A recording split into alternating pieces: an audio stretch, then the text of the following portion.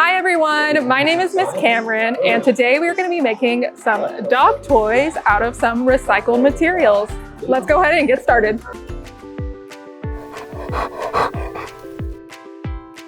So the materials we need today are super simple. We just need some t-shirts that you don't mind getting cut up, and then we also need a pair of scissors that we're going to use to cut up our t-shirts. And please make sure you ask your parents' permission before you cut up your shirts. All right, so the first step that we're going to do is choose which colors of t-shirts that we want for our dog toy. So I'm going to choose this green one, this gray one, and this yellow one that I've already started cutting.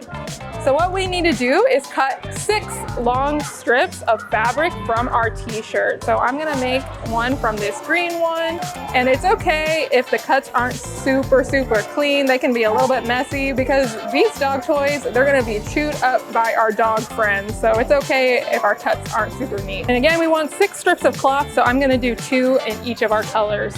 Do you know why dogs prefer some toys over the other? Well, it's because scientists believe since dogs are descended from wolves, they prefer toys that they can chew and eat like prey. Okay, now that we have our 6 strips of cloth, we're gonna tie them into a knot all together. I'm gonna keep my colors all in a row like this. And then we're gonna use our fingers to make a knot. So now we're going to braid our dog toy. So if you've ever braided hair before, it's just like that.